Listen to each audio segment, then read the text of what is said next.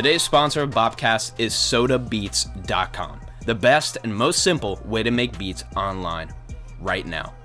There's no ripping them from YouTube, no stealing other people's beats, getting insanely compressed versions of people's beats that they've used hundreds of thousands of times.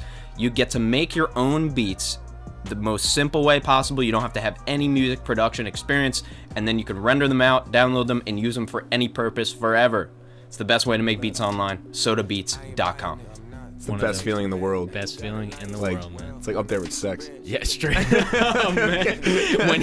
When that cop makes a left turn and you keep going straight, bro. Oh my God. But you know what, man? Hey, thanks for being here today, brother. I really appreciate it. Yeah, Young Benny on the podcast. Thanks for having me. I'm BOPCAST, and this is, I think, what the third. This is like the 9th episode of season 3. Mixing the in-person and the Zoom, trying to keep it safe, and it's been just working and try to make things happen, man. But I really appreciate you coming, man. And you're a rapper, a lyricist, a songwriter. Not sure if you produce, but nah, I don't produce. Mostly on the lyric side. Yeah. And you know what, like, I can only focus on one thing at a time like that right now. I can't. Bro, I can't imagine, man. There's a lot of people that do that. I used to produce all my own stuff, but now I have the most talented producer. Like, no idea how we found each other. Shout out to Jello, he's crazy, man. But it really is hard to do it all, and I'd love to go in, and we're gonna go into a lot of the artistry and stuff too, man. But I just want to say, the first time I saw you was at a Mad Minds event. Shout out, represent. And you were, I don't know, you went on stage, you had your, like, one of your fluffy coats on, I think, and kind of a signature thing with you is, like, the coats. Whether it's the white coat in that video or, like, the fluffy coat. And, man, you just grabbed the mic and started rapping, and you didn't, like, skip a beat, man. And it just felt to me, like, we talked about energy a little bit before this, but it just felt to me like you were, like, in your zone, man. Like, you were kind of in your place, and, like, you just didn't, it just looked like, dude, I'm Young Benny, I'm just spitting. Like, it didn't look like you even thought about it. So, didn't even know who you were then. I think we just chopped it up at the event or whatever, but that was it, man. But yeah, like I said, you're man, you got a lot of talent. You're getting some traction now too, which I think is warranted. But if you want, just kind of, give people the spiel of, like, who you are, what you do, and I'm gonna go backtrack from there. Really have no agenda for this. Just, want to talk and have a conversation, man. Yeah, man. I mean, as far as my background, I've been rapping for like 2 years now, and just trying to keep the ball rolling every single day. Like, if I can kind of just make a new track or, like, get a new idea every single day, like, I feel like I could take this wherever I want to go, really, and I appreciate all those kind words, by the way, too. Like, anytime. Yeah. I think it's so. You've been rapping for 2 years. You've been releasing for 2 years. Literally started rapping. I started recording at this place it's now called Mount Moon, but at the time, 2 years ago, it was called DLM Recording in Highland Park, and that was my first, like, recording session ever. I mean, I was rapping a little bit in high school, but, like, it wasn't anything serious. Like, we were rapping, like, into, just over whatever. Like, we weren't taking it serious at all, not releasing tracks and stuff. But 2 years ago in Highland Park is when I really started, like, taking it serious. So I've been releasing now since I released Tax Day 2 years ago on Tax Day. Okay. So April 15th was a couple days ago. That was my first song I ever released, was 2 years ago. Wow. And so when you went in the studio for the first time, how many songs had you written at that point? I had one. One song? Yeah, I went in there and I did, I don't know if you ever heard the song. It was called Coachella by Gucci Mane. Yeah. I've heard that. Yeah. I just went in there and I freestyled over that beat, and then, like, I got hooked automatically. A lot of us start, man. I never even released a song. Like, it's actually pretty dope, but, like, it's just so far, like, gone of what I've been doing. So you went in the studio with that song. Yeah, like, I was rapping it for, like, I think I was rapping that same verse for, like, I don't even know, man, like, a whole year. Yeah. And I would go to, like, parties and just rap it, and, like, everyone's like, oh, yo, it's dope. And then my one friend, Josh, was just like, yo, man, you take this shit a little more serious. It starts as the party rapper, right? Like, at least that's how I started. Like, the way that I started, many people who listen to this podcast have heard the story before, so I'm not going to tell it. But, we started just messing around, man. And then when we went to parties, it was fun as hell. Like, and then to see a random kid who you didn't even know rapped, like he was rapping a little bit too, and you were like, oh, what? You know? And it was just fun, man. Yeah, so that's how it started for me, man. Like, Christmas Eve, like, just rap with my cousins, and, like, who could say the hardest thing and the hardest bars or whatever, and, it was fun. But my one friend, Josh, he really got me into it. He was like, man, like, you got a story to tell. Like, you should really take this serious. And it was funny, man. He was like, yo, if football doesn't work out for you, you always have your rap career. And I'm like, yeah, what are you talking about, man? And then I took him up on it and started recording. So. And when you say what are you talking about, do you mean you didn't know that rap could be a thing, or does that mean you were so bent on the football? I was a little bit of both. A little bit of both. Yeah, I was like, I was really kind of like thinking football was going to be like a thing for me, and like like we said before, it got close, and I probably could have kept going and tried like different routes as far as like CFL and like maybe arena. Like I got definitely some traction from arena, and a little bit from every level. Like NFL, was definitely interested for a little bit, and then CFL and arena. But like for me, it was just like NFL or nothing for some reason, and like it was a kind of like a one-track minded way of thinking, and I wish it wasn't like that, because you can make a living off of the CFL or even arena. If arena, you probably have to have another job, but it still pays pretty well for like a season. So how old were you at that point when you were gung ho on this? 27. Okay. Yeah. And so, how was the kind of shift where, like, what is it like when you're going for something like that and you're kind of and you're close, like by anybody's standards, and then you have to say, all right, like you got to hang it up. Like, what did that? I've talked to other athletes on this podcast, Nick Keller being one of them, and that's just always very interesting to me, because I've never been there. Sports for me, I almost like practice more, but I wasn't great at any particular sport. I was pretty good at basketball, but I was short, right? So then that catches up to you. But like what was that? I've never been in that position, so I always like to know. Yeah, it's actually an interesting feeling. Like, it's not fun.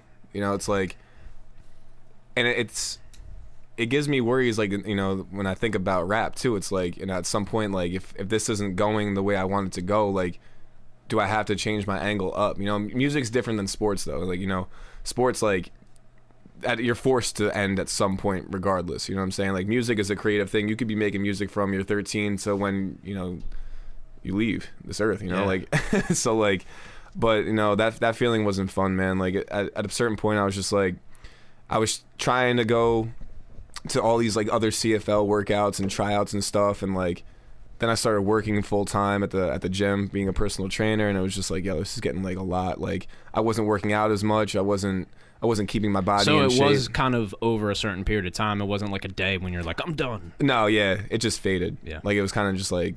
And then life kind of just lets and a little self-awareness in there, and yeah, it's really probably what it was. And like there was one point I remember it had faded, and I was like in the gym one night, and I'm like catching the football for someone. I'm like, I'm going back to this shit, and then I just never did. Yeah, it was just like, and it's not because like I gave it my all for 5 years, man. Like I didn't play high school, and the day I wanted to I was like I want to play in college was the day I started training for it, and I went as hard as I possibly could have for those 4 years leading up to the point of me going into college at Kane, and it was just I gave it my all. I probably could have done better on the field, but I was a raw football player, but a very good athlete. Like I was very fast, could jump, could catch. Yep. But the game just wasn't in me yet. You know what I'm saying? Mm-hmm. Like maybe if I had an extra 2 years at Kane and I could play, like, all right, then I could probably have been like a better football player. But I was just more of like a raw athlete, Yeah. And that's what it came down to. Like they saw that on film, and it was like, all right, like this kid's he's athletic, but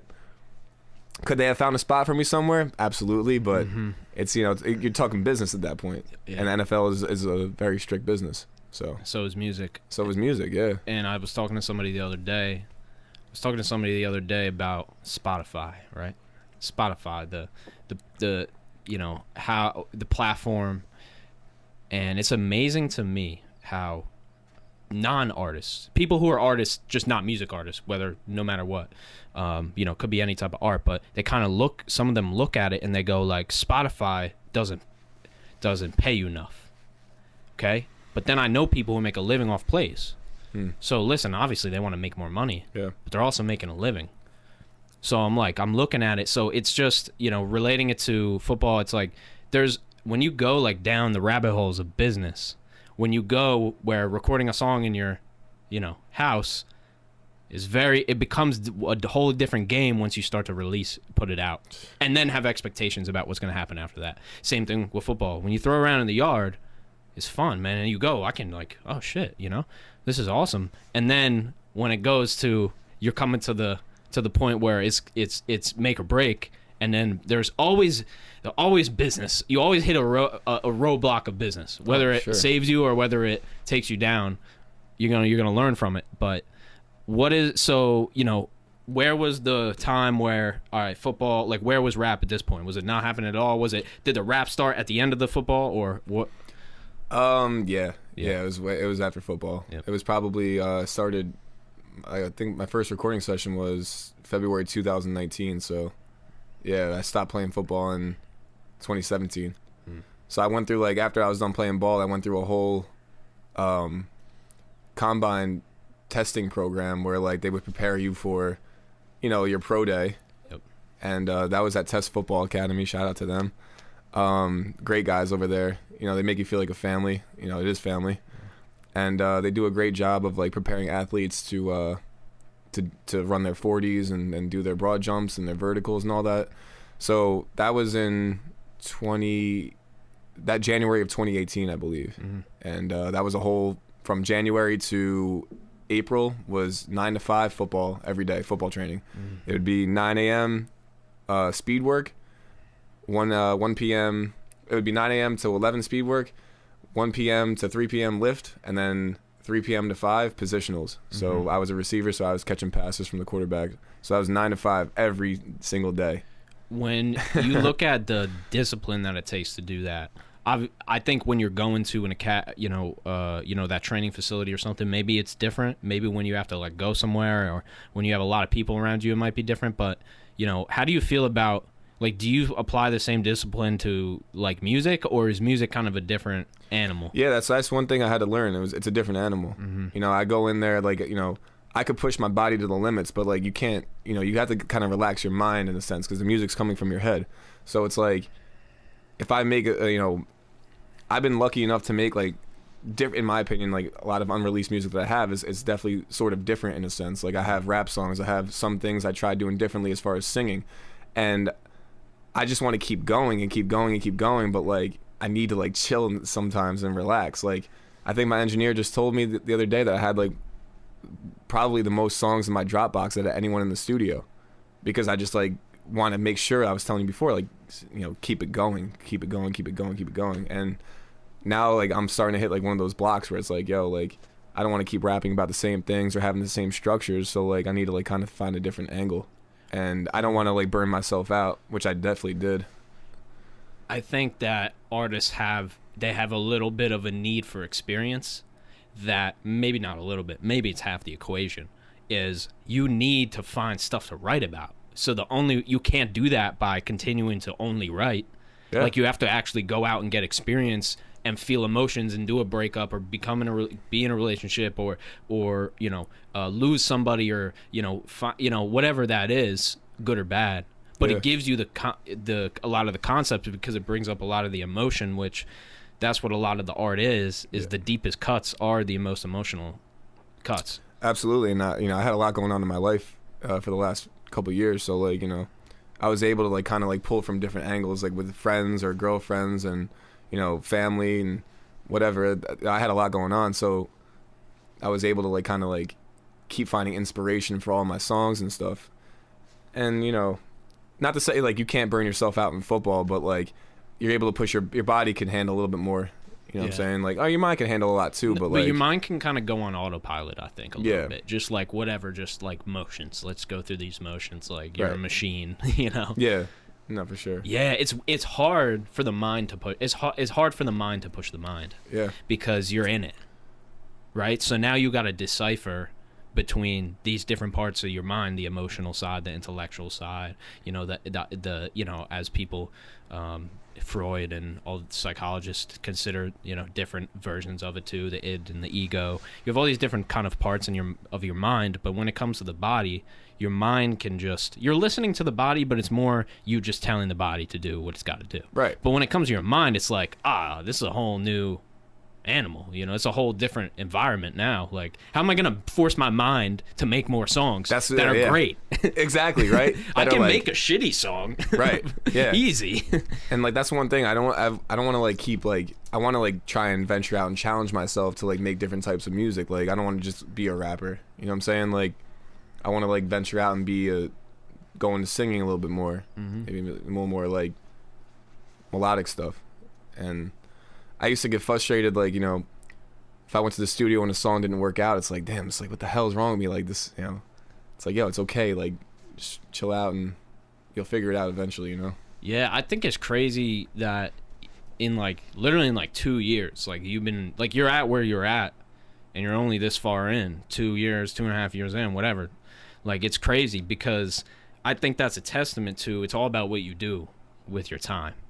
There can be people who have done this, done that for 8 years, 10 years, 12 years, and you know they've done the same thing for that whole entire time. Yeah. And there's other people who have this accelerated thing where they just have to improve, you know? But then obviously you hit your blocks, but you know, like what made you like think that, you know, obviously I assume you have some pretty large aspirations for the music now, but yeah. You know, was there ever, like, when you were recording the first song versus now, like, did you know in the beginning that it could be even what it is now, or did you have like a real focus on that, or was it kind of just like, hey, let's do this?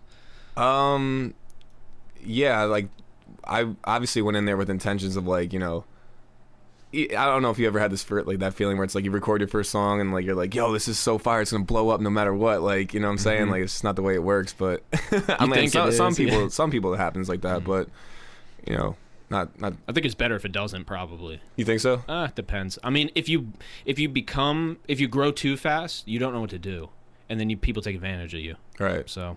Yeah. No, it's a steady grind for sure. It's definitely the way to go, in my opinion too. But yeah, man, I walked in there, my heart was pounding the first time. I think the whole recording session, like every time I went to go in the booth, my heart was pounding the whole time. Like, what is everyone thinking? Is this like, you know, they think it's whack, they think it's good, like, you know, I had to stop thinking that. So now I just go in there and like just knowing that it's not like, you know, Justin, my engineer, doesn't care if like, you know, what the song is. He wants you to rap it well. Yeah. You know, he wants you to rap it well for sure, but like, you know, it's like, it's not like he's judging the song, no. You know what I'm saying? So he just, yeah, exactly. He just wants it to come out good. You know? What about when you went on stage for the first time? Did you have a similar experience, or was you pretty comfortable on? Yeah, I was like really nervous before I went on there, but I'd be meditating in my car like. No, I went. It was in Brooklyn at this place, Sunnyvale. I forget. I think it was called Sunnyvale, the bar. I honestly forget. It was a nice venue though. It had a pretty big stage, and all my family came out, and I couldn't tell what I was more nervous about. If I was more nervous about like my family seeing me like this way for the first time, because I'm kind of quiet and conservative at home. I don't really say much. So like I'm about to like go out there and start rapping like real loud about certain things, and it's like I'm like was I nervous about them seeing me, or like was I nervous about like doing really well? And I think it was a combination of both. But I went on there, I was nervous, but when I got on there I was pretty cool. Like definitely like you could hear me like nervous in my voice a little bit. I was like yelling really loud into the mic, which like I kind of like toned down because I was trying to like rap over my own lyrics. So like, you know how that goes. That's a skill in itself, man. Yeah. And also just having that stage voice where it's like you gotta have like air. It's kind of like an air thing. Yeah. It's more about like where the air is. Oh no, it's way harder than people think. Oh, it's a whole thing. I mean, just voice control. I was talking to somebody who does like accent coaching and voice coaching for newscasters and broadcasters and stuff like that. Like it's its whole realm. Like if you see somebody singing, they're not just good at singing. Like singing isn't the voice, isn't the sound you hear. It's a lot of what happens in here. Right. But yeah, and you learn that after that show, right? It's like same thing with me, man. I'm like, oh my God, I can't perform. No, yeah, it's like everyone like they thought I did a good job, but like I knew like in my head I was like, yo, I could do way better than that. You know what I'm saying? Like I was like running out of breath at like certain points, and like, you know, everyone's like, oh, you did a really good job your first show, and I'm like, hey, I'll be here. I can do better next time. Yeah. What are you? So at this point, you've been doing it for 2 years, but like, have you only done singles? I'm gonna go from a aspect of I don't know about your music, because that's probably where a lot of people watching will know you, but just for the people that aren't, have you done singles? Are you doing albums? Like, what's your kind of like thought process on that? Yeah, so the first like year and some change, I was just doing singles. Yeah. And it's weird. Like the first single I ever dropped, which was Tax Day, I was telling you about, like everyone was hitting me up about it. Like random people I haven't talked to in years, like people from high school. They were like, "Yo, like this shit's fire. Like where'd this come from?" And as I kept releasing singles, like it would go up, and then like, you know, probably like fourth single in, it just like started like plateauing, like the responses and stuff like that, and this eventually, like, I guess people got used to me doing it. So by that point, I released a mixtape this past October called Summer to Forget, and it was a 6-track EP, and it got a pretty good response. Yeah.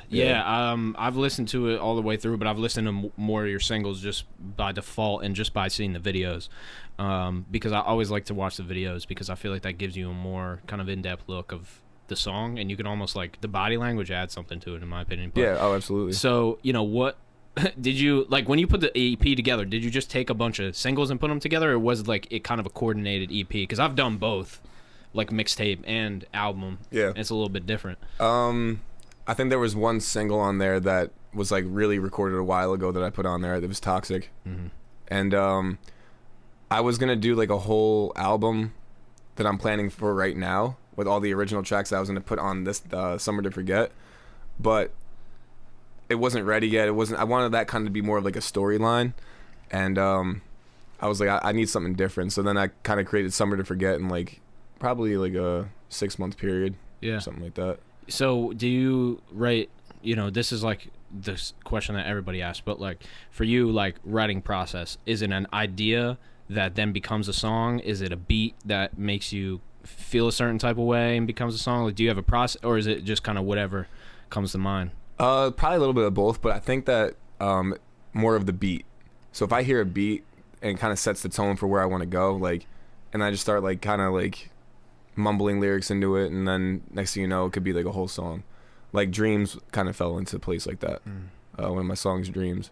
And on this, that's on Summer to Forget, same thing. Just like, I got hype on this, like just like a hype beat type of deal, and like that's just the way it went. I made all those songs pretty much in my car, like just rapping in my car. Yeah, that's the spot for me. Dude, you gotta for me, like you gotta Harlow thing with some of your hooks. Cal Scrooby, do you know him? I don't. You got hooks kind of like him. I'll show you him. Word. He's like a Harlow, but he's older and he's not mainstream, but he's like underground famous. Yeah. And yeah, man, like I see some influences, but I like the way that you write. I just, you know, I think that some people are great at hooks, right? And they just do hook bomb songs. It was called a hook bomb, where the verse, like the end of the verse is like a pre-chorus. That's a kind of a little hook. The hook is the hook. The post-chorus is kind of catchy, and it's like the whole thing's meant to be catchy. Right. Then you have other people who are just like, just get by on a hook. Like, I think, you know, for me, like I've been working on hooks like way more, but I definitely started as a verse person because verses were just easier for me. Like, I don't know about you, but yeah, I think so too. Yeah, like 100% when you have that, you know, and like I think both of us, we're both trying to get better at hooks now because we're like, once you do so many verses and you go, I can write a verse, because in the beginning you're like, oh, my bars are dope, my verses are gonna take me, like, and then you realize, oh my God, everybody wants a great It's not that they want it, it's that they need it. Yeah. It's that it's deserved. No, It's not that you don't deserve to get plays if you only do verses. It's that if you do a great hook, then you're gonna really be able to go out there, and it's another talent. It's not like everybody who writes verses can write hooks. It's not. I mean, what's Akon known for? Yeah, you know, like Akon had some really great hooks. You know what I'm saying, like, yep. Nate Dogg, yeah, another great hook guy. I think it's like you're saying, the verses for me and you are easy, like especially when it's like that perfect structure of a song, right? Yeah. You get like the 16 bars. You're tapped in. Yeah, and then like then the hook comes, it's like, all right, you know, what is this going to be about? Yeah, and then I go back to my voice memos that I recorded in the car, and I'm like, I hope I have something for this. Like, it's like I'm scrounging. It's like I do Snapchat for me. Okay, word. Yeah. Dude, it's like, well, whatever it is, right? We all like. Yeah, it's funny because you have those, like, you go back on that little like 16-second recording, you're like, what the fuck was that? Like, yeah. And you're like, oh shit, this was good actually. Yeah. It's funny like that, man. I like that one you had, main things. Left and my side thing switched up. That was your hook. Heart Problems. Yeah. I like that one. Shit. Where did that one come from? Because that was like, yeah, that was dope. That actually was influenced by Anderson .Paak, and not the words, and then I don't know, probably in the shower or something. Right. Just like pop. And then yeah, man, dude, that song, and like I wish I made it a longer song. It's only 2.5 minute song, but that shit was where like a kind of a moment. You have these moments where, like you said, after the third, fourth one, people just expect you to be good. And if you are good, if you're shit, they expect you to continue to be shit. So it just depends. But, you know, it got to a point where I stopped, like, dude, I was working so much, and I really just didn't make it a priority. And I was like, I got to come back on a freaking banger, bro. Yeah. Like, I got to, even if it's just, it was more of an R&B vibe, like nothing like I ever released before. I did R&B songs, but not like that. But really the beat and the engineering, that was more impressive, I feel like, than the song. But I'm blown away by engineering. It's the whole, dude, it's everything. There's nothing without it. Yeah. You can't release a song without it. No. That you expect to do anything. I'm blown away by it. Like, looking at the screen when Justin's like on there, just like fucking like waves and shit. Yeah, like I'm like, yo, what are you doing right now? Yeah. But like, it's just like so crazy. He's like, check this reverb. You're like, what do you mean? Like, dude, I got this new EQ. Like, what? Like, I don't know. Yeah, like it's like it's so crazy. I do the I'm mind blowing. I'm mind blown by it because it's like you could do whatever you want. Like, there's no limit. Yeah, and you know what it is, too? It's at the discretion of the engineer. So they're kind of, your song is in their hands, and that's pressure. Yeah. Right? So it's like, you did your job, and now they do their job. But the thing is, like, yo, like, you poured the concrete, but they got to build the house. You know? It's like, absolutely. That's really what it is. And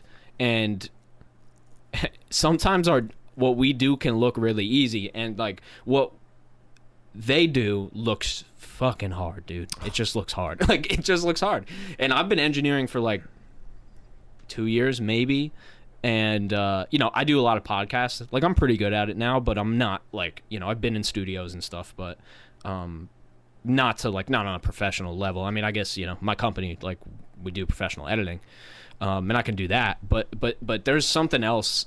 Like, when you edit like a long form podcast, there's a lot of stuff that there's a lot of non-creative aspects to it. But when you're engineering a song, that's a whole form of creativity, right? Yeah, absolutely. I think my cousin was asking me, he was like, yo, how do you know when to do something like that? Like in a song, like what a certain part or like an ad-lib or a plug-in, you know, whatever. And it's just like, I don't know, man. It's just like feeling. Like, Justin does his part, like you said, I do mine. And like at the beginning, I was like kind of like, really into like, you know, being on top of it and be like, yo, like I don't like that so much. And after a while I was just like, yo, like this, everything sounds like so like solid. Like, I'm just letting him do whatever he wants, unless it's like something that's like I really don't like, I guess, like, or whatever. Yeah, unless it's really blatant. And but like, you know who you know, like that's what happens too, where it's like I kind of know what they're gonna do. Like, I kind of know I don't know what beat I'm gonna get sent, but I have an idea of the vibe if it's from my producer. And I feel like when I give it to an engineer to master, it's like, I know it's going to be great, but I just don't know in which way. It's like a lot of times I also can't even, they'd have to tell me what they did for me to even realize it. And that's 99.99999% of people who listen to music don't even realize. They think that the song gets recorded and then it gets released. That's it, right? Yeah, when the entire process is after the recording. Oh, the recording can take 2 hours. A mix can take 2 hours for sure. Mm-hmm. You can mix and master songs fast or slow as you want. Yeah. But to get, dude, a lot of these great songs, you know, weeks, I just, you know. For sure. Yeah, it's fucking crazy. Yeah, I know. It's like, it is wild. Because, like, I don't, you know, I pretty much get mine mixed and mastered right there. Mm-hmm. So, like, when we're done recording, it's song's done pretty much at that point. And then I go home and listen to it and maybe, like, make some adjustments later. But, like, yeah, I think I was listening to Z100 one time, and it was an Adele song, and one of her representatives were on there and was in the studio with her when she recorded like Rolling in the Deep or something like that, or one of her hits, and whatever the name of the song is, and he said that she nailed it the first time. Like, she like laid down the vocals, that was the take that they were going to use like the first time. And I can only imagine what the mastering and mixing process was. That might have taken a week. She did her whole thing in one take. The vocals might have taken, you know, a week or two to master and mix. Like, you don't know. Like, yeah, I never had vocals sent or like a mix sent to me later on. You know, I just always got it done right there. That's interesting. Yeah, that's a whole, you know, I used to do that a lot in the beginning. Yeah. And then I started working with these engineers who just got a ton of shit to do. And I'm like, shit, man. I also started recording it by myself and mixing by myself. So I literally mix songs with stock plugins. Like I don't know why. I mean, I have other plugins, but a lot of times I'm just using like stock plugins, man. It's just like, for me, like. On Logic. Yeah. Been using Logic for 4 years, I think. Mm-hmm. Yeah, since I was 19. So yeah, like 4 years, 18, 19. And I just, man, I have a certain way I do my vocals, and there might be some pitch correction on like the dubs, but I really never auto-tune. I usually never pitch correct on my main vocal. I try to get it right. Like I try to get the pitch perfect. It's fucking hard. But like, dude, I don't know if you saw Billie Eilish and her brother. The documentary? I didn't even see the documentary, but I just saw a video of her brother tracking her, and all of the takes of that like just that, the in that song. Yeah. I think he said they did it like 200 times. Damn. And imagine those choosing. Those two are amazing, by the way. They're amazing, and and imagine picking out of 200 does, the one and the song's great. The song's gonna do great. Now you're in this weird position where you're like, the song's gonna do great, but oh my god, I gotta like, you know. And obviously he's not thinking about it like he has all this pressure on him, but it's 200 takes. Yeah. Like how many, you know, like do you end up usually doing like at least a few? Like for me, it kind of depends on the song, but like usually I'm doing a good amount of takes. I'll come back the next day and keep doing takes. That's the beauty of doing it in house. Yeah. See, for me, I'm more of like a one taker. Like I love to like. That's the way I rap it at home. Mm-hmm. It doesn't always come. I don't always do that at the studio, but like, you know, I like to just hit it all in one take if I could, because that's when it's the most natural. That's when it's going to sound the best for me. When I start punching lines, like I've gotten better at punching lines, of like matching the line, like the tone of the line before, but well, I'll do probably like 3 to 4, as many takes as I need to think that I think it's okay, and then we kind of like comp through different takes, and it's like, all right, this part sounds good here, and that matches this, and we comp the parts together. That's that yeah. Unless the first take sounds really good, you know what I'm saying? Like you don't need to change it. And you just leave them all up there, and then you just pick the best one. Yeah. I've spliced in. That's the thing too, where like you got a Jay-Z style where it's like I don't even think he even did another take, man. Like I think he just went up, recorded it. Yeah. They clicked stop. That was it. You know, some artists. I've been in the studio. You know the Vault Studio in Boonton? No. Tyler Braddock. Yeah. So near Boone Tunes, okay, where they do Mad Minds, there's a studio, and that's how I ended up over there, was because of the studio, because on Instagram. Well, actually, I'll go through the whole thing. My friend Bobby Doc, he's a rapper. He's from Cranford, and he got his stuff mixed at the studio called The Vault. I followed them. I had been following them. They said they were looking for like an intern. I was like, okay, I'll do it. I live like 45 minutes away. And then I did it for free. I just interned for free for like a couple months maybe. Just got the game. And that's how I got, you know, that's how I met all those people over there. But I would be in the studio all day. And it was amazing to see the different, you know, types of artists that come in. Where you got where you go, you know, 3-4 takes. Like, you're clicking, you know, you're tapped in. Then you got the guy who's like just smoked 3 blunts with his boys, 4 of them are in there, like they're bringing a pizza, like they're just like dapping each other up like way too many times, you know. It's like, what are we doing, you know? So I've seen people get haircuts in the studio before. Oh my god. not at the one I go to, but different one. No disrespect, it's just like I have a different way of looking at it. I do too. I don't bring anybody. I don't either. My producer can come. That's it. Yeah. And he made the beat. He should be there if he wants to be there. Other than that, me and the engineer, I'm paying for this. Yeah. You know, like that's how I look at it too. Right. No, I 100% agree with you. 100%. I usually go there like ready to rock. You know what I'm saying? Mm-hmm. Like I have what I'm doing and it's ready to go. And like, because I look at it, the studio time as like I want to utilize that as much as possible. I want to like get a final product that day. So like I won't go and book time until I have like a final, like a finished song. Dude, people would be writing. Yeah, and that's cool, but like I just don't have like, you know, I can't book 10 hours and just like make a whole song there. Dude, I've seen an 8-hour song, man. Like an 8-hour recording session for one song. I just think that's ridiculous, but I've done 10 hours or something like that like during quarantine. But like I had everything ready to go. Mm-hmm. Like it was just like, all right, what's next? That's what's almost the downside to doing it at my house is that I don't have to do that. What do you mean? It's almost worse that I don't have to prepare like that. Like that I know that, oh, I could just do it tomorrow night if I want to. I feel you, yeah. That's the bad thing. It's like having weights at your house. It's like there's a thing about driving to the gym. Exactly, because you're going there for like that purpose. A purpose, and you can't, you know. I could never work out at home. People have told me they've gotten to the gym parking lot and then went home. Because they like didn't have their headphones or something. I'm like, what kind of person? I'm just a different type of person. Like I'm just there for a different reason than that, you know? Yeah. No, for real. Like I can't. I could never do schoolwork at home. I could never do workouts at home. The only thing I could do at home is just, like make songs. But that's why I go in the car. I can't go in my room and listen to a beat. Like it's too much distraction. Like the TV's right there. Like I might even start like just lying down, like fucking around on my phone and like.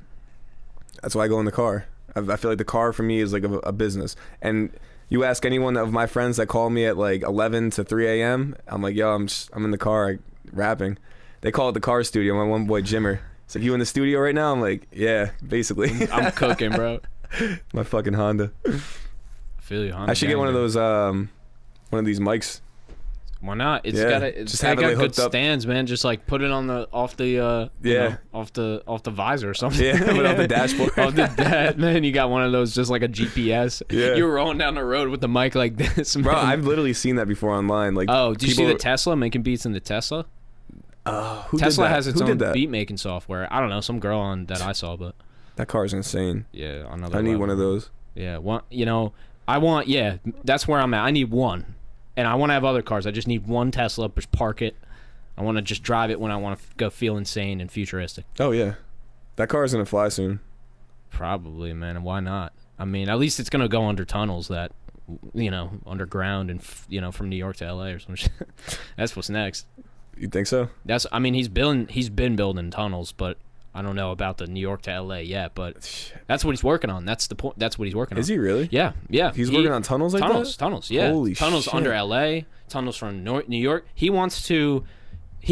So basically you'll drive your car on and you turn it off and then the track underground will take you there at, you know, 200-300 miles an hour or whatever. And so you'll get there and you'll have your car when you come out.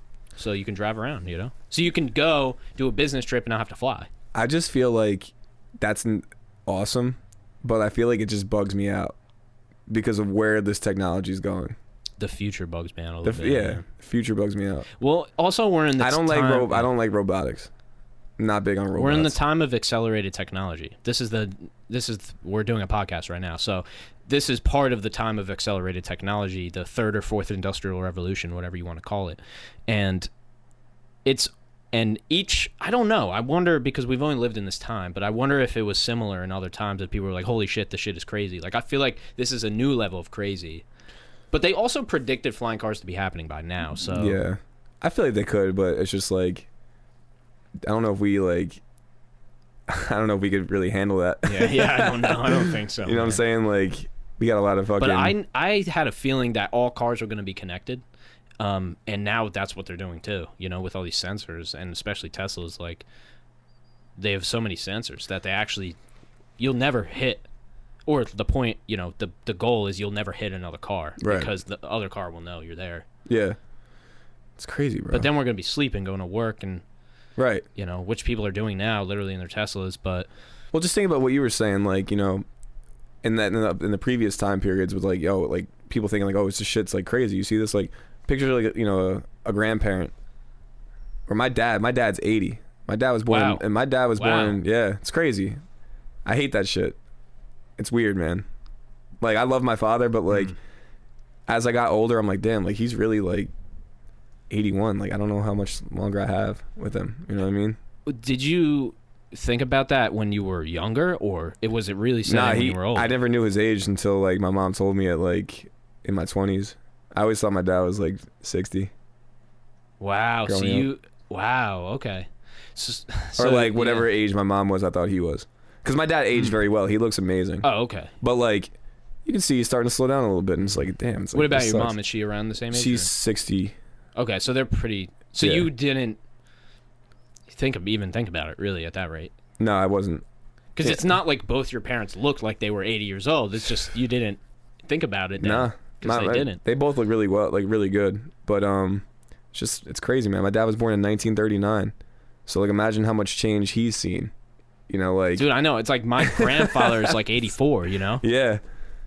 And like just to see, like, you know, my dad has a flip phone still. Yep. He can't work an iPhone. You know. No, my grandpa too. He's like I say, 84. He had a flip phone. He has a flip phone. Yeah. It's crazy, man. It's a lot of like thinking of that shit, man. Like really, like, because my brother's 35. My brother has autism, and like my dad and my brother connected like that together. Like that's like each other's best friend. Like my dad spends every weekend with my brother.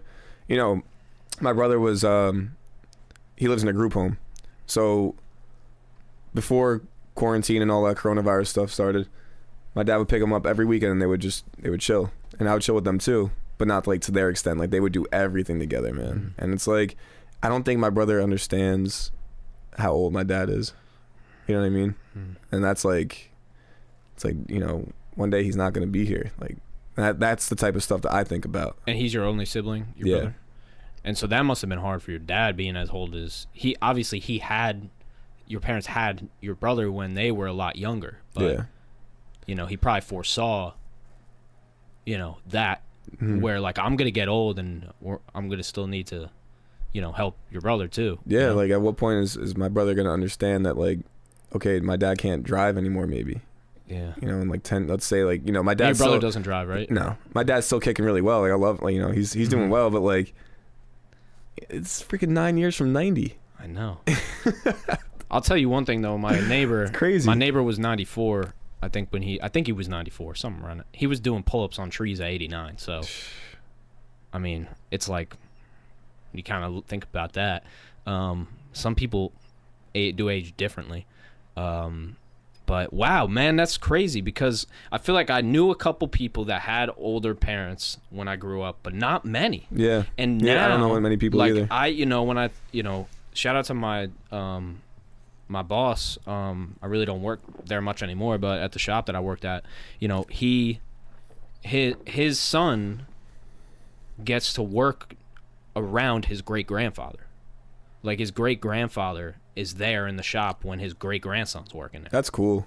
So 4 generations all working at the same time. Wow. Yeah. So that doesn't happen often. No, it doesn't happen often. For me to be there and like seeing it, I think it's crazy. That's amazing. Yeah, and just generational, man. You want to look at that. It's like there's really short and there's really long ones, but most of the time it's in the middle, right? Like my parents are 59 and 58. Young, yeah. Yeah, that's like young. Yeah, and remember, like in the back in the day, it was like, oh, yo, their parents are like 30. Oh my God, their parents are like 31. Oh my God, yeah, they're so young, you know. Oh my God, that's great. Yeah, when you like look back and think about what we thought. In the textbooks, they consider old age at 85. That's when you're technically considered old these days. Like, I think back in like 2019 or 2018, that was the case in textbooks. So you're not considered old until you're 85. Yeah, but a lot of, like, what's the average age of death? So I'm getting a producer to be like, I don't know if you watch Joe Rogan, but to be like the Jamie, like to sit there, but it's not there yet. But when I do, then we'll be able to pull this shit up. Oh, nice. And then, that'd be dope. That would be sick. Like right on the screen, it just pops up. Oh, hell yeah. Yeah. Well, I'm high. Like I have a few people in mind. I just haven't picked one yet. You'll get it. Yeah, man, I'm gonna find it. But yeah, you know, you know, there's obviously in music, there's a lot of emotion. Like for me, like, you know, my parents are they've been getting divorced for a long time.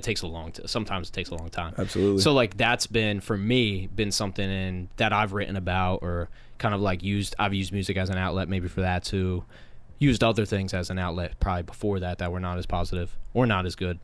But like for you, does your, you know, are you thinking about your dad? Like what's the main, like, is there something really that has driven a lot of the kind of emotion behind it? Or you're a pretty positive like artist, like you're not making like real dreary songs or anything, but I know there's got to be some like emotion back there too. Yeah, there was a time when I mean, a lot of it hasn't come out yet, but like, yeah, man, that's a big motivator for me, bro. And I was just having like, you know, a conversation with my mom last night, and, you know, I'm gonna say it how it is, like, they both, in my opinion, got the short end of the stick in like life.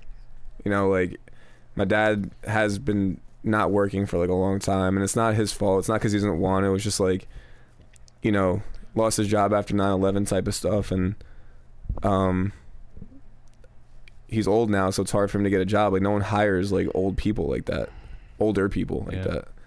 And my mom was just saying the other night, she's like, I can't retire, like, you know, I have no like this and that, and it's just like it drives me crazy, dude. It really does. And that's why I think this drives me like so hard. That's why I try to make a new song every day. That's why I try to keep going as hard as I can, because like if this, God willing, works, you know, as a career for me, and I could pull in some, like, because you know you can make some big money out of this stuff, regardless at like, you know, whatever level. If you're an underground artist or you're the top dog, you know, I feel like things will just be easier. Like I want to like take care of my parents, man. Like I don't want to see like my mom work until she can't anymore, literally. Yeah.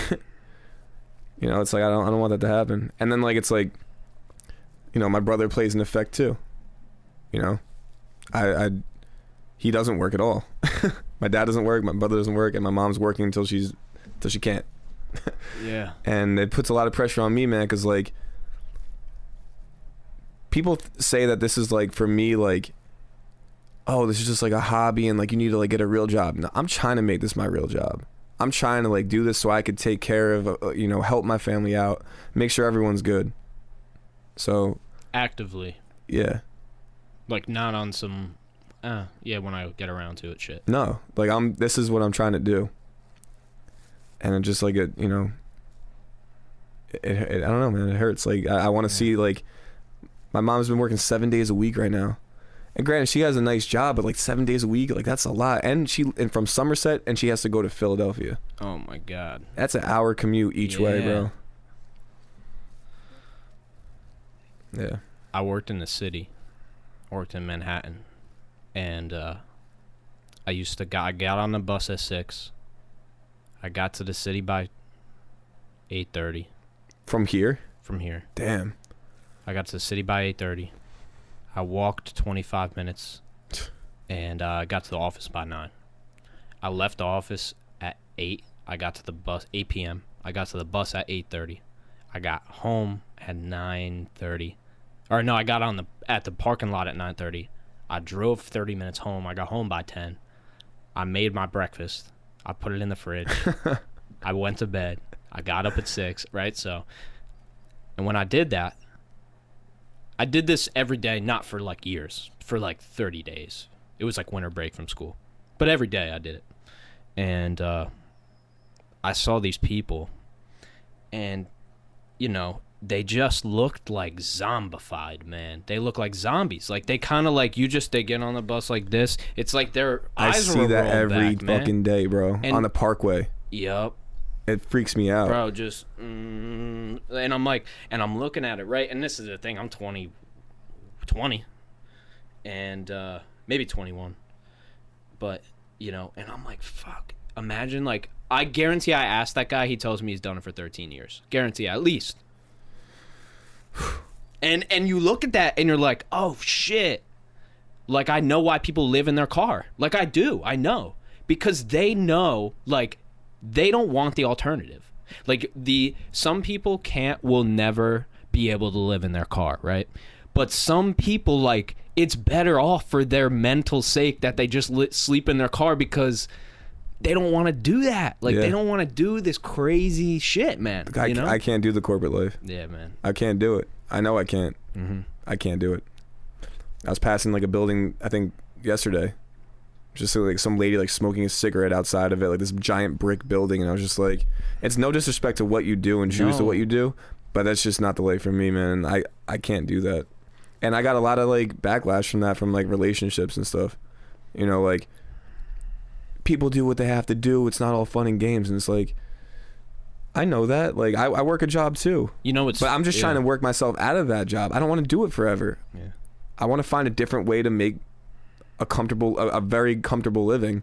And like I was saying, take care of my family, man, or, you know, help them out, because, you know, my mom's a very hard worker, man. I don't want to see her work until the day she dies, for real. Dude, it's a joke though, where I'm a DJ, you're a personal trainer, right?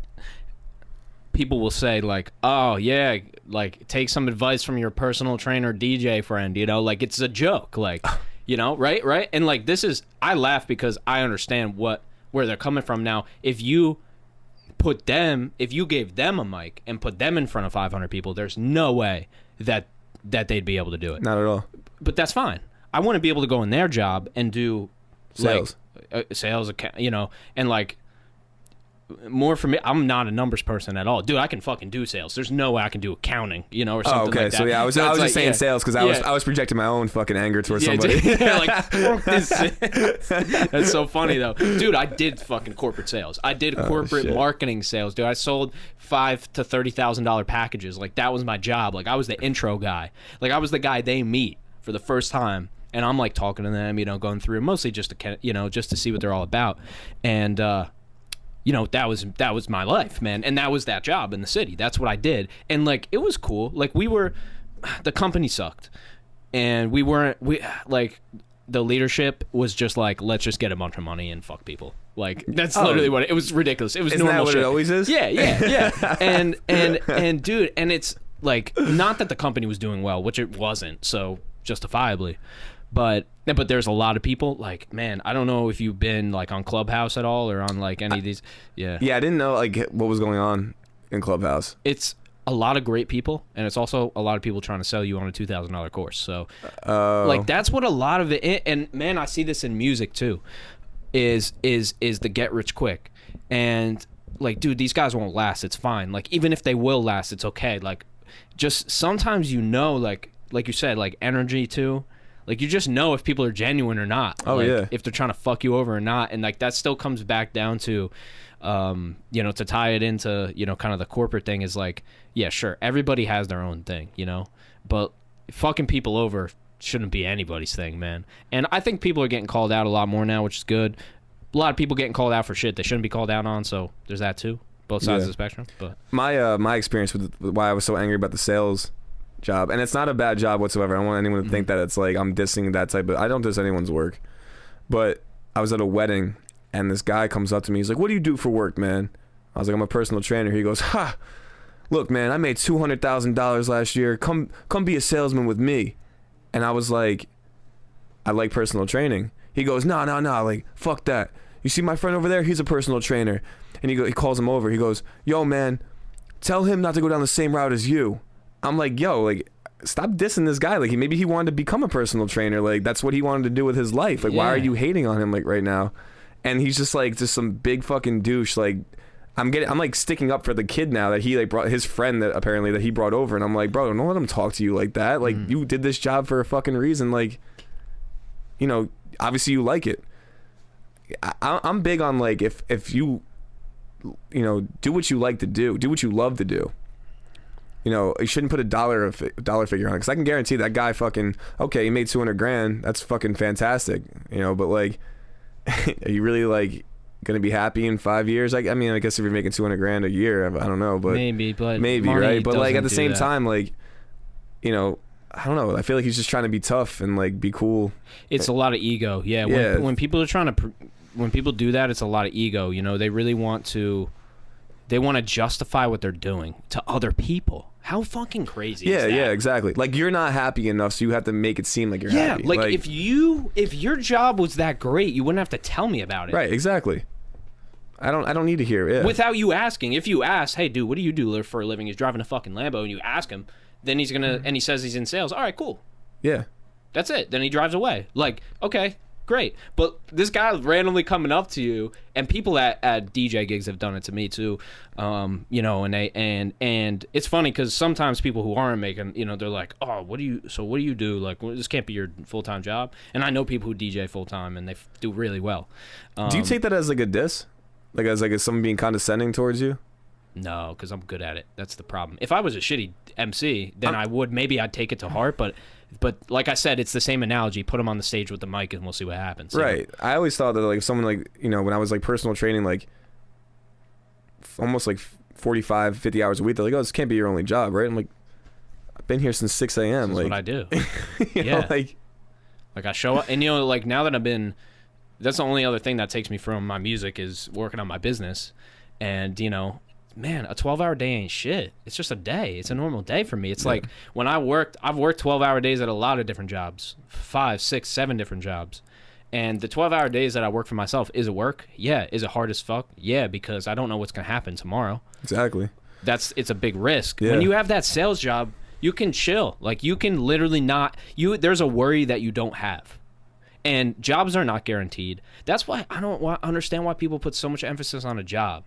If you're getting benefits, you're getting paid less. I know you need benefits. I'm just letting you know you're getting paid less. The money has to go somewhere. Yeah. Benefits are not free. So, because people will always push these like benefits. They're not free. Like you're getting paid less. A job is never guaranteed. It can get taken away from you at any time. The fact that it's a job is proves that it's not guaranteed. If you can have predictable income, then that's guaranteed. If you invest long term, that's guaranteed. Those to an extent, right? But the job thing is like, dude, that guy can be an asshole. There can be a new CEO or boss or whoever manager can come in and just fire your ass, right? And I just don't understand the overemphasis on the jobs, man. Yeah. But it's the best thing is when like you have people telling you what you should be doing for a job too. Yeah. Yeah. It's like, oh, maybe you should try being a cop, or like try doing this or do that. And it's just like, I'm going to do what I want to do, man. Mm-hmm. You know, like regardless of what it's paying out right now. So obviously we all want money, but like gotta love what you do. Yeah. I think this is the way I've seen it. We go to high school, then we have to go to college or not. If you go to college, nobody wants to go to a little college where nobody's at, right? So then you got to go, I'm going to go to a good college and a big college. And how much is that going to cost? Well, I got some scholarships, but I'm in some debt for the rest. That's it. That's the only, it's not how much am I in debt, how long is it going to take? No. There's none of those thoughts. You get to the end, you go, well, I have a lot of debt. I guess I have to get a pretty good job. Then you get a pretty good job. This happens all the time. If you don't, now that's an issue. But then you get a pretty good job. Then you go, oh shit, I'm making 60 out of school. I'm making 50 out of school. I'm making 80 out of school. But now you got this overriding debt payment, right? So now you got debt. But now you're like, I'm making good money. Let's get an apartment. So now you got debt. Now you got rent. Now you got insurance. Now you got car, right? Now you got all these, right? But you're still doing well. You're still putting money in the bank. But you'll almost never be able to go back to where it was before. Mm-mm. So that's a system where if you design it, nobody designs it from high school out. We all get to the end of college and go, oh, fuck, man. So dude, it's tough, dude. College, but, man, I could go down that whole rabbit hole, oh, man, yeah. But, you know... it's crazy. You know, I like having these conversations though, because it's things that I care about, man. I just want people to do what they want to do, and it's easy for me to say, but I've had enough evidence of doing what you want to do. You can make money already. Yeah. To make me think that's real. I mean, dude, sometimes people have to do some things that they don't want to do, either like, you know. We've all done it. Yeah, exactly. We do it every day. But day. you know, there's a will, there's a way, man. People find a way and make a way. That's the way it is, man. Do you have any sort of do you have like a 5-year plan for your music, 10-year plan, anything like that? Or is it kind of just year by year? Right now it's like 6 months. Yeah. Like a 6-month plan, like reevaluate where I'm at in 6 months. Mm-hmm. Like probably going to take a little break from not like a huge break, but a little break from recording. Yeah. Because you have a lot. Yeah, I have a lot. I'm sitting on a lot of songs, and I could probably make like, I'm gonna have a 12-track album in July, and I'll see you in August. That sounds good, man. Let's drop this summer. Let's do it. Yeah, let's do it, man. Mm-hmm. And I could probably drop another like EP if I wanted to after that with a bunch of different songs. But right now I'm looking at it as like videos for me. I want to get the most like creative videos I Your could videos possibly are great, get. by the way. I appreciate that. Yeah, Thanks. they're high quality. I think the last like 3 were definitely good. But yeah, like I just want to keep like making like even higher quality videos, like maybe up the budget just a little bit more and like invest in a little bit more in the video aspect, because I feel like that it's just so important. Because when I did Same Energy was on Summer to Forget. I think it was track 4. That was the last song, like one of the last songs on my Spotify. It was like pretty much at the bottom. And it's not because it was like a bad song, just people weren't like getting all the way through the mixtape, because, you know, it is what it is right now. Some people were, but not like what I'm about to say. Like I dropped the video for it, and now it's my number 1 on there. You know what I'm saying? So it's like people just needed to see like a visual, like a dope visual to a good song, for that to catch on. You know what I mean? And I feel like with this album, I'm like, I don't want the same thing to happen. So I want to be ready. I want to have 3 or 4, maybe 5 videos for this next album that people are gonna fuck with. You know what I'm saying? Like have a really cool visual, and you know that'll gain the song to have more traction. I think visuals are really important. Where did your fans come from initially? Was it people that knew you in the beginning, and then, but like I assume that you have more people than just the people that knew you now? Yeah, for sure. Was it YouTube? Was it? No, it was. I assume in-person shows. Maybe? Yeah, in-person shows. A lot of, you know, out of like, you know, everything. Probably a lot of hometown people, which is like kind of was surprising. That's most of my people. Yeah, like shout out. Yeah, for real. Shout out to the homies, yo. Yeah, seriously. Like, but I wasn't friends with them though. You know what I'm saying? Like, it was I wasn't friends with like, it was people that I hadn't talked to in 10 years. Like, you know, I was a very quiet kid in high school. I didn't have a lot of friends. I had like maybe like 2 or 3 friends that like were just solid friends. You know what I mean? Yep. And wasn't around parties and stuff like that. So like, you know, just doing my own thing, like rollerblading and aggressive inlining and stuff like that. And I started making music, and then like kids from high school started reaching out, and they're like, you know, like recently, and they're like, yo man, like what do you like, this is dope, man, what are you up to? Actually recently just did a party for one of my friends, one of the kids from high school that were like now friends. Wow. Like better friends, and did a party for him. He asked me to perform for his birthday, and that was up in the Poconos I was telling you about.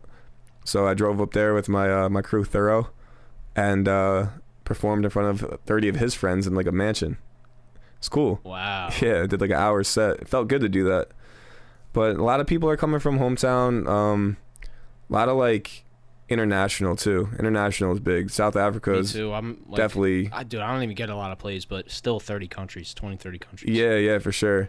South Africa is like being like, I've had people DM me and they're like, yo man, like your song is going throughout the town. Like we thought you were famous. Like, and I was just like, yo, that's fucking dope. Like, so it's definitely it's a mix, man. I got a couple people in New York. Like I'm looking, you know, Spotify will tell you. Yeah. But I also trained a bunch of 8th graders.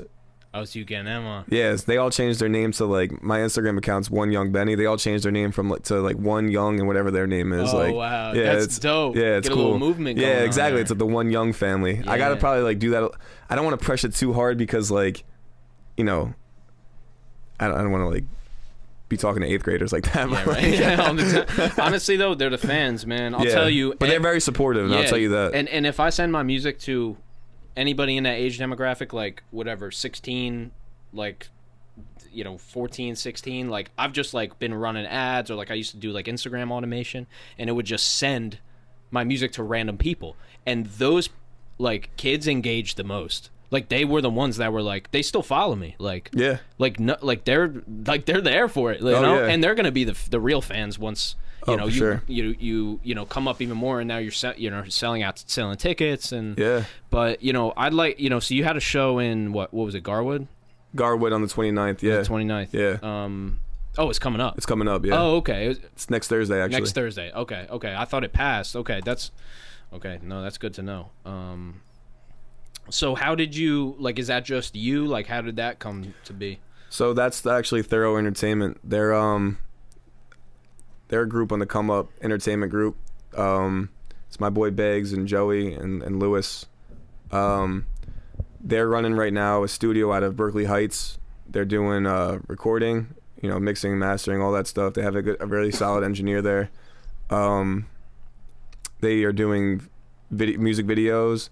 They're DJing. They have the whole nines, man. And like, they went over to Crossroads in Garwood, and they were like, "Yo, like, let us host an event here.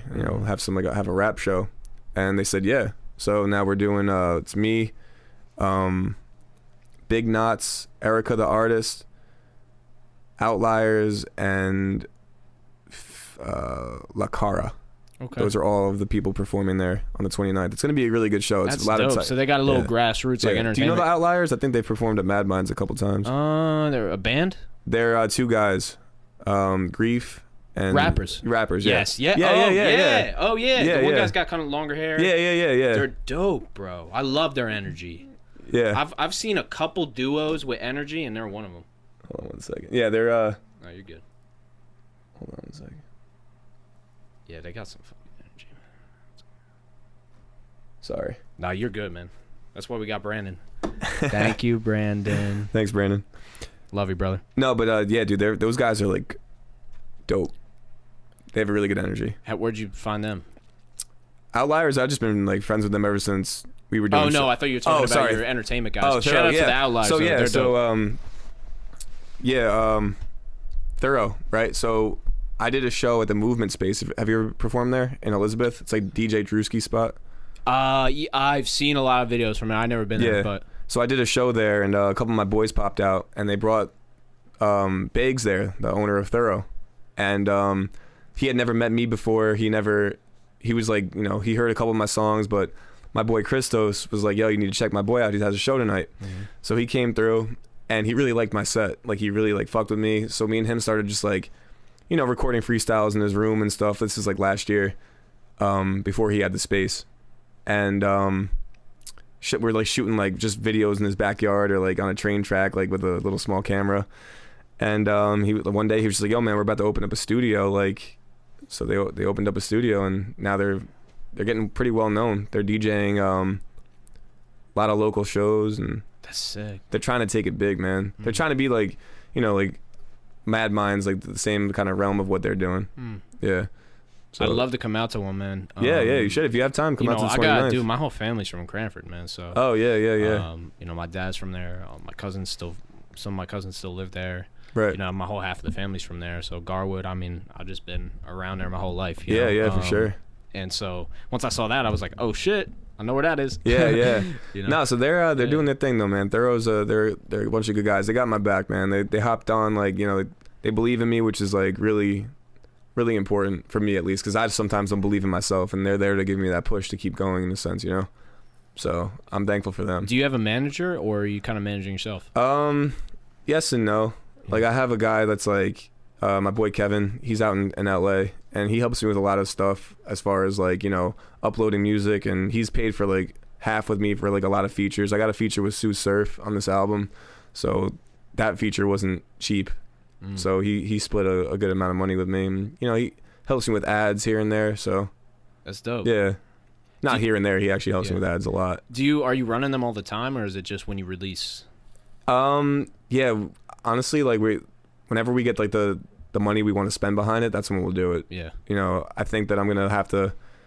I have to figure out this money situation, man, like the budget, because if I'm doing like a high quality videos and stuff that are gonna cost thousands of dollars, like I want to make sure people see it. So I'm gonna have to have a marketing budget behind it too. So that's why I'm saying like the 6 month period is like the 6 month plan is very important for me. Like, just try to like see where I'm gonna get all this money from, like working and stuff. Maybe I have to pick up extra shifts. So whatever it is, but the vision. Yeah, I know. Yeah, it's just executing it now. Yeah, and man, ain't that the truth? And also, just what I realized too is like past the 6 months, once I'm like whatever, like 5 years in or something, and and I put it on the back burner a few times, definitely. Music? Yeah, for sure. And only to build my company, like only to just straight up work. Yeah. And because I have like an obsessive personality, kind of, like I just get like obsessed with things, and I want to do a lot of things. So that hurts me because I know I love music, but I love other shit too. You know? And it's like when I work till 9 o'clock at night, like on my own stuff or whatever, or even if I'm just working in general, editing, or, you know, I don't want to do music. I'm like, oh my God, like, it's just like I'm freaking tired, man. And so that's when I got to really think a little more long term with it. And I got to plan long term, and then from that long term goal, backtrack it all. Yeah. And so, like, what do I have to do on a weekly basis? Now, I'm just saying this. I do this a lot more in my business than I do in my music. But I think that's something that's really valuable, too. And kind of going from that larger point out and then scaling it back. Yeah. You got to have that balance. Like, if you don't have the balance, it'll eat at you. Because if it's all you do, and then, like, you know how music is, man, it's a slow grind. Yeah. And then you don't see, if it's all you do and you don't see that return, which is kind of happening to me right now, it's like, fuck, dude. This is like discouraging. It's like, I know I can make money on plays. Yeah. Like, I know I can make money on X, on Y, on Z. and it's hard. It's like, it's hard if you do it, it's all you do, or it's hard if you do it, if you have to work too. You know? Oh, and it's crazy, man. That's why I've been like so exhausted with it, man. Just trying to get this album, trying to like make it perfect, mix it, master it, you know, get that all done, and then find the cover art for it, and just the videos. It's crazy, man. Yeah. And then try to get that all done by July. Like, that seems like a far time away, but it's not. Like, we're almost into May. No, you have 2 months, bro. 2 months. Yeah. I know. I've had this August in my mind for 3 months, but I've made a couple small moves, but I still got to get a ton of shit mastered. I still got to mix a ton of shit. Yeah. I still got to record a couple things. Right. It's like, got to find the cover art going. Yeah, get the cover art. Do you have a title? I do have a title for the tape. Yeah. Good. And did I release the title? I don't think I did, so I'm not gonna. But yeah, I do too, but I'm not gonna get it. Yeah. It's good. I know yours is probably great too. Yeah, thanks. Yeah, yours too. Yeah. I like Summer to Forget I like that, man. I really like that. That reminds me of Air, kind of. You know Air? Floats my boat. When it floats my boat. Yeah, it's maybe if I heard like it's the a actual summer tune. song, summer kind of, I guess, like rap group from like 2010 maybe. I think it just reminds me of that. It reminds me, it just puts me in that summer vibe, man. Yeah. But I like that. I like good names. I hate when people choose shitty names. But like, obviously it's subjective, but I just like, I want it to be kind of catchy. Like, I want it to be a play on words, just like the music, you know? That's exactly why I was going in for this next one. You know, it's like, I'm kind of like curious because you said you had 12 tracks too, right? Yeah, I'm trying to do 14. Yeah. Or 12 to 14. I'm trying to, yeah. because I do an intro and maybe do a bonus, and that'll be 14. Yeah. No, man, like, that's what makes it fun. That's why I love Kendrick Lamar so much. Like, Kendrick, to me, like, you know, that whole Damn album, I've been reading up on it, how it's like you could play it front to back and then back to front, you know, backwards, and it tells the same story but just in a different way. You know what I'm saying? Like, from the first song, Blood, all the way up until Duckworth, it's just like a whole story. And that's how I love Kendrick, man. Like, Section 80 like really put me onto him, and then Good Kid, Mad City was just like sold.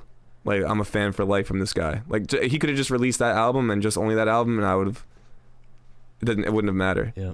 Like, I had vivid visions throughout that entire album of just like seeing like, just like creating like things in my head of what he was going through. You know what I'm saying? Like those skits that he had, and Sing About Me is probably one of my favorite songs ever. I don't know if you ever heard that song. It's like he's rapping from his friend's point of view, then a girl's point of view that was like the sister of like a hooker or something that died. Like, it's just like crazy, like crazy stuff, man. You know, he's one of those guys that he's a true genius. He's a true genius, and then you get into To Pimp a Butterfly too, where it's like, oh, I'm gonna make a statement. That's why, like, when George Floyd happened, when things happened, like everything happened last summer, people are like, where's Kendrick? Where's this person? Where's that person? They're not saying anything. I'm like, yo, they've been talking about this. They've been. You just haven't been paying attention. Right. Like, people talked about what was fucked up for so long. Like, and so you have that side of Kendrick, right? Then you have Good Kid, Mad City Kendrick. Then you have Damn Kendrick that almost for me, Damn and for Kendrick and what's that Cole album that he released in like 2016? After For Your Eyes Only. I forget what it's called. Why am I forgetting it? It's a great album. But anyway, that album for Cole was Damn for Kendrick. It was like, they're like, all right, we're going to make new age rap, kind of. We're still going to tell a story. It was 2016, you said? Yeah, I think so. It was after For Your Eyes Only. For Your Eyes Only was what, 2014? 2015. Somewhere around there, I think. Not 14. Definitely not. 14 was Forest Hill Drive, I think. Yes. So maybe it was 2017. Why is it not clicking in my KOD? KOD for Cole is Damn for Kendrick. Right. The song J. Cole, people have been counting me out. Middle Child is for Cole is Humble for Kendrick. Right. So it's crazy. They're at the top of their game. Yeah. Right? Nobody else now we can talk about Drake. He has his own thing. Yeah. But he doesn't there's no way that he is as influential in the culture or as influential for rap itself. I don't think so. Nobody is more than, obviously this is arguable, but then Cole and Kendrick in my opinion. See, I'm more of a Cole guy than a Kendrick guy. I think that's just taste. I'm actually opposite though. Okay, yeah, I think it's just taste then. But Cole's got, I actually, like, at one point last year in quarantine, I was listening to Cole for like a week straight, and like he's fire. He's crazy, man. Yeah, he's like insane too, man. But I'm not gonna say Drake. Like, I love Drake. He's me too. One of my he's probably my favorite artist. Drake. It's like 1 and 2, probably him and Kendrick. Yeah. But like, I don't know, man. It's different with him, you know. Now Drake is a business model. Right. Okay, Drake knows exactly what he's doing. When he drops throwaways, his fans don't even know it's throwaways. We know it's throwaways, but most people don't even know it's throwaways. Dark Lane demo tapes. That's it. He has 1,200 songs. Like, he doesn't have to do, like, he's just got it all planned out at this point, you know? Not to say it's not hard, but it's just like everything seems to be a hit. Yeah. Like, everything he touches just seems to be fire. Yep. You know what I'm saying? But I agree with you as far as like an influential standpoint. I don't think that anyone has that impact like Kendrick or Cole. Dude, just gotta say, rest in peace, DMX, man. Oh yeah, dude, that's terrible. Yeah, and I won't speak on it. I just don't know a lot about it. But I will say, you want to talk somebody influential in a different way, but very influential. Oh man, and just a voice. You want to talk voice, like, listen, Cole and Kendrick just don't have they just don't have that voice, man. Oh, that man. Just there's not a lot of rappers. Now, rap is a lot of it has to do with your tone. And sure. Dude, fucking DMX is the master, dude. Dude, I was watching a whole documentary like on YouTube. I think it like aired on BET like a while ago, but they're like replaying it live on YouTube or something. It was crazy, bro. His story is wild, man. He had a really rough childhood, with his mother like didn't want him, so she like put him in like I don't even know, like a juvenile school or something like that. And then he started getting angry. He had two sides to him, man. Yep. They were like, we're gonna get X today or we're gonna get DMX. Yeah. And he was a genuine guy, you know, like, but he had that evil side to him, you know what I'm saying? That like where he couldn't control sometimes, man. You watch it, bro. He's in like a hotel room with like a gun at one point. I think he like shot his friend in the foot, like, because they were wrestling for the gun. It was crazy, man. Shit, no, I'll have to watch it. Yeah, you should. I'll send you the link when we're done with this. All right, perfect. Yeah, no, I want to see it because I want to know more. It says it's 11 hours, but it's not. Okay, it's one of those. It's like it repeats like every like. Oh, okay. Probably it's 11 hours. It's 11 hours, but gotcha. Yeah. Yeah, man. So other than, all right, so listen, Kendrick, I know Kendrick's big, but like any other influences, like specifically for like rap, like for your music that kind of inspired you, I want to be like that. Yeah.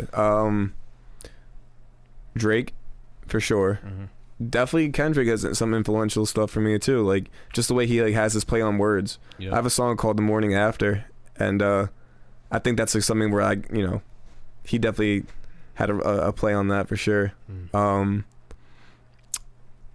Definitely Harlow. I like what he's doing because like I can relate to Drake. I can relate to Harlow like that because like, you know, I'm more like Drake with like the girls and stuff, and then like I like to party like Jack Harlow does. You know what I'm saying? Like, you know, it's fun. So, you know, he's more of like a recent one, but Lil Wayne, G-Eazy, guys like those. Yeah, you sound guys like that. G-Eazy a little bit. Yeah, I get that a lot. Yeah. I've gotten like Hoodie Allen, which I don't really understand, but I don't know. Hoodie Allen. Do you even know? Do you know Hoodie Allen? Yeah, I don't know him well. He's probably like 2010s ish. Yeah. I like Marlon Craft a lot. Dude, yeah, that's who I forgot. It was Harlow, Cal Scrooby, and Marlon Craft. Yeah. That was the all three that I see in you. That's dope because Marlon Craft is like, he's on a different level with his bars. I just want to be like Marlon Craft. Yeah. Right? Yep. Yeah, dude, like fucking, he raps crazy, bro. Dude, and he has a crazy message behind it too. I was just gonna say, everything he spits means something. Yeah.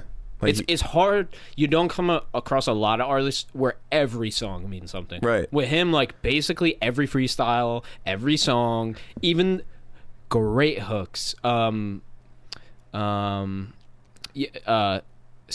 out to Sai because Simon loves this one. It was like, I remember me and Simon were in the studio and he was like, I love this one hook. It was like, with my gang, gang, oh, gang, gang, gang, gang, gang. And I'm like, that's so genius, but it's so simple, but it's like, dude, like those things where obviously the rest of the song is has like this crazy message of white and black and police and then that the hook video is was good. Do you see that video too? Yes. With like the cops like that was rapping? a Joyner Lucas almost type of deal. Where Joyner's fucking nice too, dude, man. Joyner's crazy. There's so many I good used to artists. recite Joyner's raps, dude, so I could rap fast. Really? Yeah, like bank account remix. Ain't nobody give or show me love when I was coming up. I had to double up. I tell them buckle up before they ride like that. You know, it's dude, like, his remixes are nuts.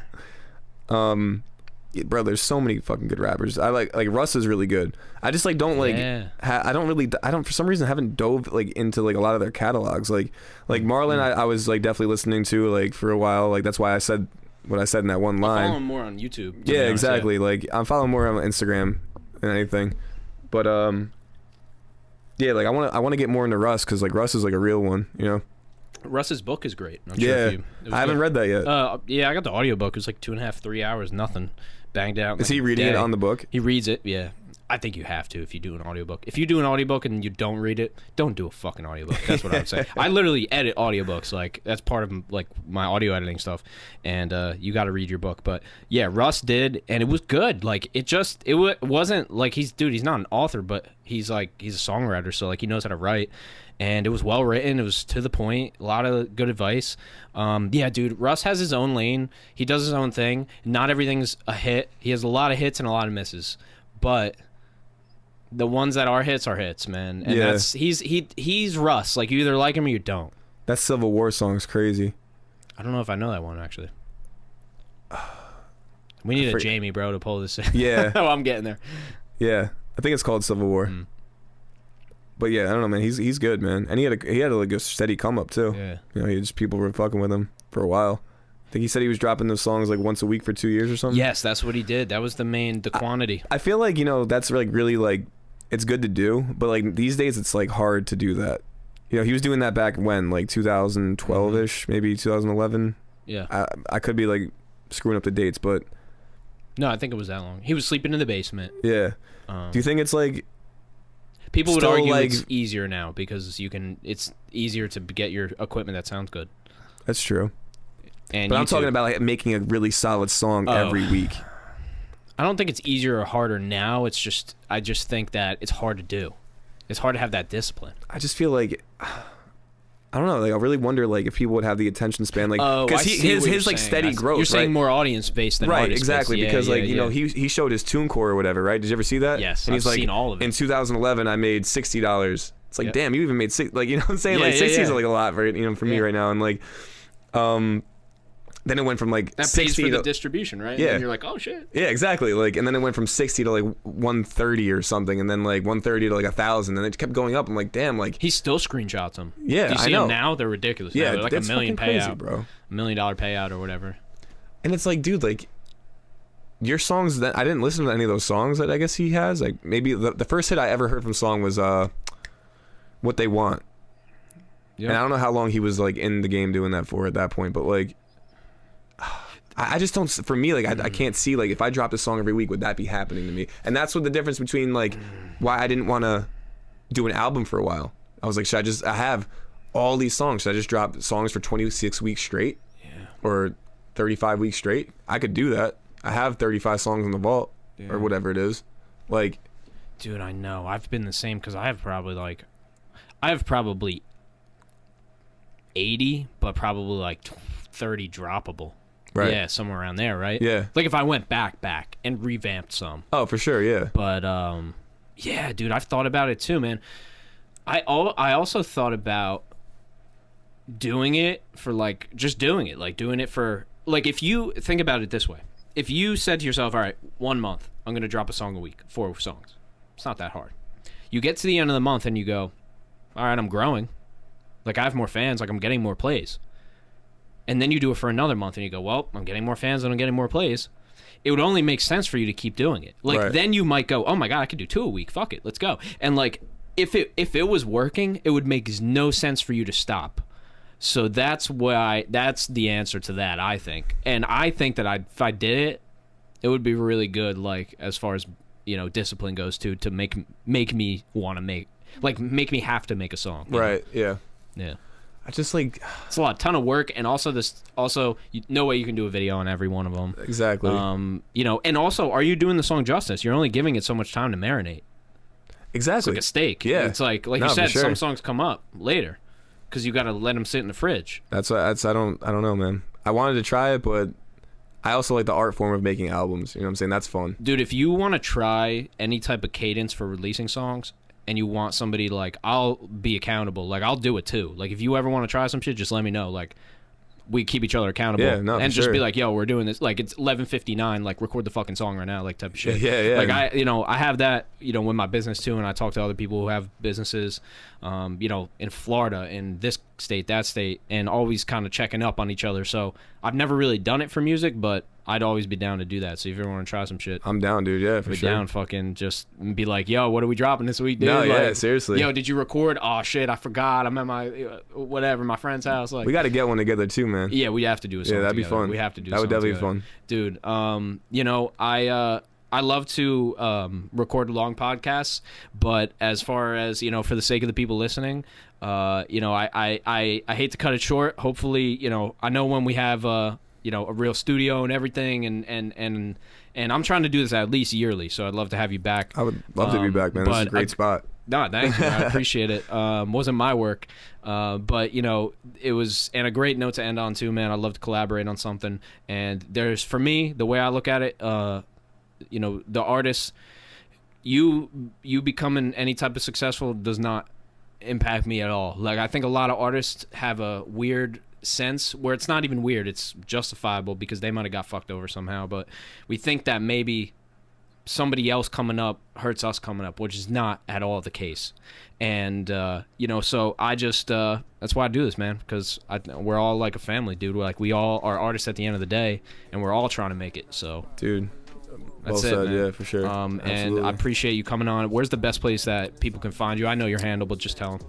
Instagram would be one Young Benny, and YouTube, Spotify, Apple, all that stuff. So got an album dropping in July, hopefully, and yeah.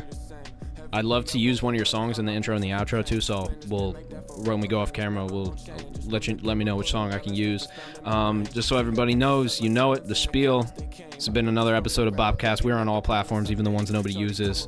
Thank you so much for tuning in to another episode of BOPCAST. We got a lot more coming. Next week, we have my cousin, Kyle, and he will be on here to talk about marijuana. Thank you, and have a great night. Thanks, brother. Make sure when you see me, you keeping that energy. Make sure when you see me that you keeping that same energy. I don't let the tension ease. Shout out to my haters, shout out to my enemies. Make sure when you see me, you keeping that energy. Make sure when you see me that you keeping that same energy.